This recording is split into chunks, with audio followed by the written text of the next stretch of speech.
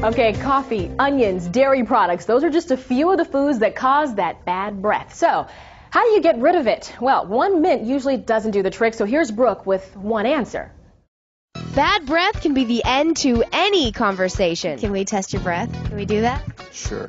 So all you gotta do is stick your tongue out and hold your breath. A little up there, 113, 128. Yeah, 100's borderline. You're a little bit of that. Yeah, tomato soup has a lot of acids. Acids stimulate the bacteria. So sip a little bit of some of that water you have right next to it. That'll cut that out. Get about 179. Now, your tongue's white.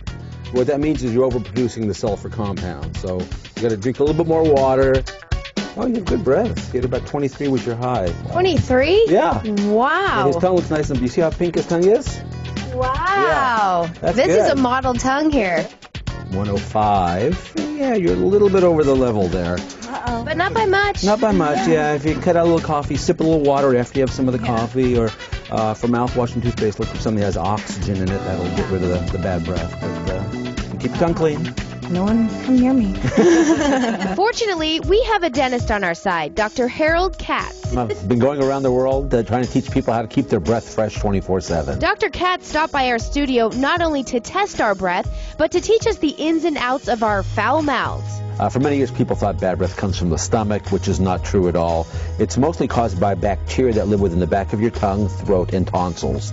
And these bacteria, under certain conditions, produce what are called volatile sulfur compounds. So to get rid of bad breath, you have to attack those bacteria properly. Food that contains onions, garlic, or curry can be a deadly combination, but so can dairy products. Milk and cheese have proteins in them that the bacteria love. There are two ways to test your breath. First, look at your tongue. If it's pink and not yellow or white, that's a good sign. Second, lick the back of your hand. Let that dry for a few seconds, and now smell that.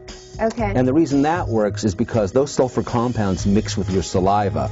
The liquid evaporates. If you have bad breath, the sulfur sticks to your hand. And if it's not good, a mint or gum won't work. It'll only mask the problem. The bacteria love certain things. They love sugars, they love proteins, and they love alcohol. So if you try to get rid of bad breath with the strong-tasting mouthwashes, which contain like 27% alcohol, the bacteria love that. They love the dryness that alcohol does to your mouth.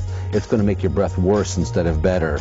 If you're using breath mints which have sugar in it, sugar's feeding the bacteria, going to make them stronger. They'll produce more plaque, more acids to wear away your tooth enamel, and more bad breath. To really fight bad breath, Dr. Katz developed a mouthwash and toothpaste called TheraBreath. What TheraBreath does differently, it attacks those bacteria, more or less puts a straitjacket around them so they cannot produce the sulfur compounds. And it works. In a test, we had Dr. Katz eat an onion, then breathe into his halometer. His reading was off the charts.